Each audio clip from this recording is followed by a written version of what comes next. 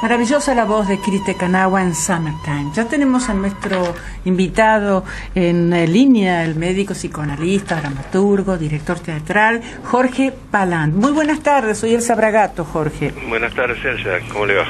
¿Cómo le va? ¿Cómo anda? ¿Cómo decimos su apellido? ¿Palant o Palant, así como... ¿Así? ¿Está bien? Sí. Bueno, usted está poniendo ahora en escena otra obra, Requiem.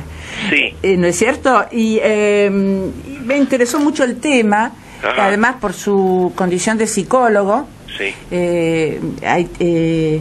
Hay realmente una serie de aristas muy interesantes en estos dos personajes que ya algo expliqué al comienzo del programa. Ajá. ¿Qué nos puede contar usted en principio de la obra? Y después yo le voy a hacer un par de preguntas. Bueno, de la obra lo que puedo contarles, como el título dice, como bien se puede imaginar, lo que no es una comedia, ¿no? No, lógico. El Requiem es una misa de difuntos, ¿no? Uh-huh. Y Requiem es una obra que posibilita el encuentro imaginario, artificial, de dos personas que están muertas. Claro. Que han muerto de manera diferente en épocas muy diferentes. Uh-huh. Una de ellas es Milena Jesenská, a quien conocimos a través de las cartas a Milena, por lo menos en mi caso, las cartas a Milena de Kafka, que fue un amor de Kafka. Sí. Y que murió en 1944 en el campo de concentración de Ravensbrück, un campo de concentración en el que la llevaron en 1941, en un campo de concentración de mujeres que primero fueron detenidas políticas, que era el caso de ella, porque ella no era judía ni gitana, uh-huh. Y que después sí se transformó en un campo de exterminio. Uh-huh. El otro personaje de la obra es un fotoperiodista sudafricano de nombre Kevin Carter, sí. Que ganó un premio Pulitzer de fotografía por una de esas fotografías de premios Pulitzer que recorren el mundo y que, bueno, uno retiene algunas, ¿no? No, pero esa la retenemos y la expliqué antes, ¿no? La del niño muerto de hambre y o desnutrido y el cuervo. Sí, un buitre detrás. Un buitre, perdón. Un buitre apoyado en una madera, ¿no? En una baranda de madera. Sí. Bueno, él saca la foto, eso es en Sudán, en un pueblito muy, muy pobre de Sudán que se llama Ayot. Uh-huh. Él saca la foto y, según palabras de él, porque yo he leído algunas referencias, algunas notas respecto de su vida, se sienta debajo de la sombra de un árbol y llora. Espanta al buitre y se sienta debajo de la sombra de un árbol y llora. Un tiempo después, esta foto gana el premio Pulitzer y él tiene que ir a retirar ese premio, y hay toda una serie de vicisitudes de su vida en relación a eso, pero una de las cosas que más lo perturba y lo tortura es no haber ayudado a la niña que estaba a punto de caer. O sea, el movimiento de ir hacia la sombra del árbol reemplazó el acto de darle a esa niña la ayuda que hubiera podido darle. Bueno, esta situación lo culpabiliza mucho, más otras cosas de su vida que se agregan. Y entonces la obra a lo que da lugar es al encuentro imaginario de estos dos seres muertos, uno de los cuales él carga con distintas culpabilidades, pero sobre todo esta, y la otra, que es Milena Jesenská, lleva consigo la calma de haber muerto viviendo la vida con las convicciones que siempre tuvo. Y una de las cosas que aprendí leyendo un libro de una compañera suya de detención, uh-huh. que se llama Margaret Neumann, uh-huh. es que Milena en el campo desarrollaba una actividad, toda la actividad que le permitía lo que puede ser el cuerpo maltratado de alguien que está en un campo de concentración, pero que esa actividad era muy grande. Por ejemplo, la manera en que recibía a las detenidas que llegaban, los grupos de política o de filosofía que armaba con ellos, la desobediencia a las órdenes del campo. O sea, pinta una personalidad muy fuerte y que, a diferencia de él, muere en esas condiciones, muere sabiendo que hizo lo que debía ser hecho. Claro, y en cambio el otro personaje carga con esa culpa de no haber hecho lo que debía haber hecho. De no haber hecho lo que creyó que debía haber hecho. Claro. ¿No? Entonces, bueno, el encuentro de ellos dos, bueno, la obra es eso. Claro, y además facilita una serie de preguntas, leyendo algo también sobre usted, doctor, que es cómo se sale de esta culpabilidad. Usted ha trabajado mucho el tema, si tengo bien entendido, el tema de los crímenes de lesa humanidad, la culpabilidad, qué pasa con las familias, la impunidad, y qué salida hay para todo eso, y en el caso de la culpabilidad que debe tener este personaje, ¿cómo se sale? Bueno, vea, yo no tengo una respuesta para darle. Y quizás sí lo que podría decirle, que tal vez vaya un poco en contra de la expectativa que encierra su pregunta, es que cuando me acerco, cuando algo me dispara lo que va a ser la chispa de un texto dramático, no es que acude el psicoanalista para tratar de ver qué es lo que pasa ahí. No, claro. Al contrario, si el psicoanalista aparece, el texto se detiene. Ajá. Pero tal vez no se da cuenta usted. Es probable, yo me doy cuenta cuando el texto se detiene. Ah, claro. Yo me doy cuenta cuando estoy claro, mirando los personajes, pero como interpretando sus vidas. Claro, claro. Ahí yo me doy cuenta de eso, entonces trato de correrme. Claro, ¿no? Entiendo. Hay algo que, a ver, cuando digamos, yo empecé a escribir teatro y a estrenar teatro antes de dedicarme al psicoanálisis. Sí, eso lo he leído usted. Qué curioso, ¿no? Qué vocación, qué don también.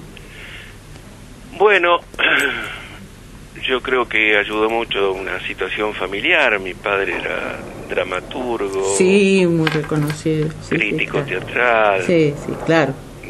Me dio el gusto de dirigir mi primera obra. Él, ¿no? Sí, estoy... Así que bueno, hay cosas que pueden ir por ese lado, ¿no? Claro. Y después siempre hay un misterio, ¿no? No, sí, eso sí, puede estar la capacidad de cada uno para hacer frente a ese misterio que tiene dentro de sí. Eso era... A raíz de todo lo que usted ha analizado a través de distintas obras muy interesantes, sí, que han tenido repercusión internacional, también tengo entendido, ¿cómo usted describiría, y ya apunto también al psicólogo, porque es una parte suya que me interesa mucho, ¿cómo describiría la psicología social nuestra después de haber pasado un proceso como el que pasamos, una dictadura? Porque yo la veo tan impune, ¿no? La veo tan bueno, pero lo que pasa es algo que me pregunto siempre, siempre. Mire, a ver, el tema que se discute y se debate en relación a las masacres, en relación a los genocidios, a los crímenes de lesa humanidad, un tema que se discute siempre y que trata de imponerse es: ¿se puede prevenir? Hay elementos que dicen que puede prevenirse, que no tiene por qué repetirse. El tema de la memoria, por ejemplo, al que somos tan afectos, porque es lo que tenemos para operar. Claro. La memoria de hechos, o sea, que se sepa qué ocurrió, cómo ocurrió, los motivos que uno puede encontrar alrededor de que haya ocurrido una cosa así. Que, bueno, esto ocurrió en la Argentina ante la dictadura, pero viene pasando desde hace siglos y sigue pasando, dictaduras, genocidios. Estoy identificando las dos cosas en este momento. Sí. Identifico las dos cosas. Genocidios y dictadura. Sí, bueno, que lo vivimos en la Argentina. Sí, por supuesto, lo hemos vivido. Lo hemos vivido, claro. No es algo que nos esté llegando de afuera, lo hemos vivido. No, claro. Entonces la memoria en sí tiene un problema. Uh-huh. Y le digo por qué. En el año 38, el Partido Nacional Socialista del Nazismo hace una reunión en Nuremberg para tratar cuestiones que ya tenían que ver con la cuestión judía. Sí. Porque en Alemania ya estaban tratando de ver qué hacían con los judíos. Exacto, eso viene desde el siglo XIX. Incluso, ¿cómo? Desde el siglo XIX incluso implicó a muchos grandes músicos como Wagner. Sí, bueno, Wagner en una posición muy muy complicada con respecto al problema judío, ¿no? Sí. Lo hizo Chara Mendelssohn de la dirección de la Filarmónica de Berlín, creo, ¿no? Bueno, que no era poco, porque Mendelssohn era judío. Bueno, pero ese es otro tema. Quiero ir a un punto muy preciso, que es dígame. El tema de la memoria, que es con lo que operamos, como para tratar de ver qué alcance puede tener lo que podemos hacer al respecto. Este congreso del partido nazi en la ciudad de Nuremberg, en ese congreso, Hitler dice esta frase: ¿quién se acuerda hoy de lo que pasó con los armenios? Porque el genocidio armenio se extendió entre el 14 y el 23, ni siquiera cuando terminó la guerra en el 18, entre el 14 y el 23. Y él dice, ¿quién se acuerda de lo que pasó con los armenios? Pero por supuesto que la respuesta más rápida que él esperaba que le dieran es nadie, y en cierto sentido es así. Incluso había mucho menos información, incluso hoy mucha gente no sabe qué pasó con los armenios. Sí, es cierto eso. Pero la pregunta que rápidamente encuentra esa respuesta tiene un matiz que se nos escapa, y es que él dice que se acuerda. Claro. ¿Quién se acuerda de lo que pasó con los armenios? Yo me acuerdo. Claro. Qué bien, claro. Entiendo. O sea, que hay otra memoria. Sí. O sea, yo digo que hay una memoria del mal que se repite a sí mismo. Esa es la más difícil de controlar. Tiene razón. Esa es la más difícil de controlar. Sí. Porque fíjese que después del genocidio armenio, después de la Shoah, del pueblo judío, los genocidios se siguieron. Incluso tenemos el de Sudán, que es el comienzo de este siglo. Sí, ¿no? Es verdad. O sea, el siglo empieza con un genocidio del pueblo herero en el sur de África, realizado por el ejército alemán, y comienza el otro siglo con este otro. Entonces, la pregunta es ¿cómo queda una sociedad después de una dictadura? Sí. Bueno, es muy complicado, porque es un arma terrible que se inserta en la memoria de lo que es esa sociedad. Es decir, que es una sociedad que lo ha hecho posible. Claro. Es una sociedad que lo ha hecho posible. Lo que yo observo, siendo común, estudiando letras y no otra cosa, es la impunidad, ¿verdad? La impunidad que está marcada en la sociedad. Todo es posible, es como una marca, es lo que yo siento, ¿no? Sí. Que todo es posible, matar, robar, entraderas, no entraderas, como quiera, todo es posible. Sí. Eso es lo que un contraste muy fuerte, muy penoso, y es que todo es posible para quienes están amparados por la impunidad. Sí. Pero por otro lado, existe la culpa de los sobrevivientes. Es decir, que la culpabilidad que tendría que caer sobre quienes generan el que todo sea posible, cae sobre quienes no han participado de eso.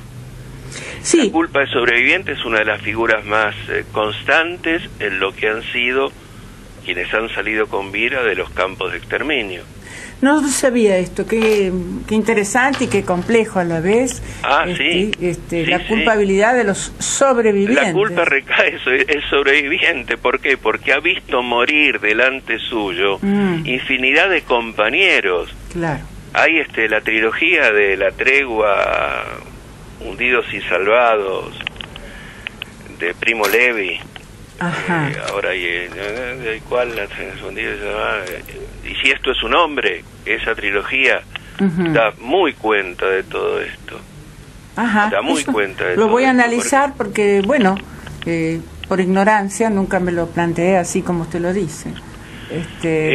La culpabilidad es un hecho de realidad.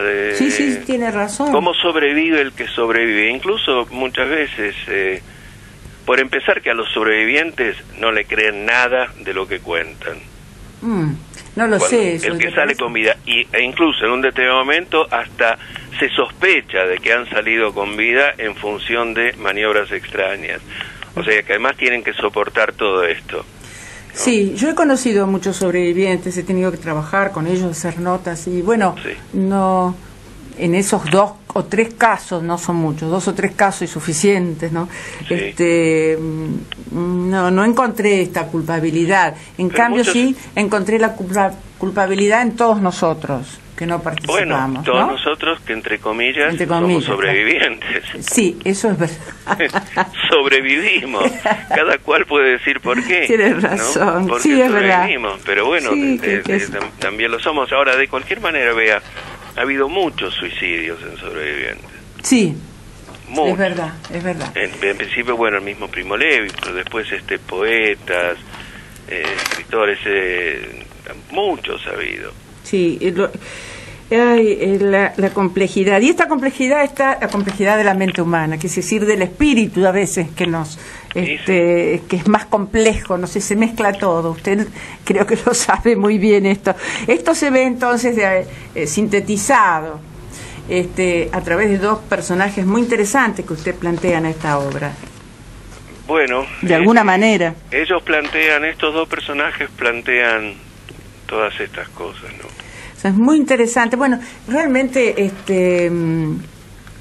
Palant, es un placer hablar con usted, ¿no? Porque se pueden tocar estos temas y vamos a decir o recordarle al público entonces que esto se ofrece los sábados a las 21 horas. A partir del próximo sábado. A partir del próximo, bueno, sí. Eso es bueno, porque eso no lo tenía claro. A partir del próximo sábado, 21 horas, Tadrón Teatro. Usted ha estrenado varias obras ahí, ¿no? En Tadrón, sí. Sí. Es Niceto Vega, 4802. Eso es. Una entrada general a 200 pesos, con descuentos a estudiantes y jubilados. Y vamos a darle cabida al elenco. A Carlos Argento y Jessica Schulz, escenografía y diseño de luces, Herminia Jensesian, perdón. Diseño y realización de vestuario, Juan Micheli. Fotografía y gráfica, Lucas Palant. Sí. También a Lucas, esto es algo tiene que ver con usted. Lucas es mi hijo. Claro. La prensa se le agradecemos mucho a Laura Castillo, que es muy amable. Asistente de dirección, Florencia Sweet. Dramaturgia y dirección, obviamente, el doctor Jorge Palant. Yo le agradezco mucho todo lo que hemos charlado con usted, su tiempo en esta tarde. Y bueno, aquí estamos. Como siempre les digo a la gente del Teatro Independiente, a disposición. Bueno, muchísimas gracias, Elsa. Gracias a usted, doctor, por este tiempo y a esta hora de la tarde. Bueno, le mando un abrazo muy grande y merde, hay que decir. Bueno, gracias. Hasta luego. Adiós, hasta luego. Vamos a escuchar ahora algo más para hacer un break y después vamos a pensar en todo esto que nos dijo el doctor Palant. Somebody Loves Me, en la voz de Kirite Kanawa.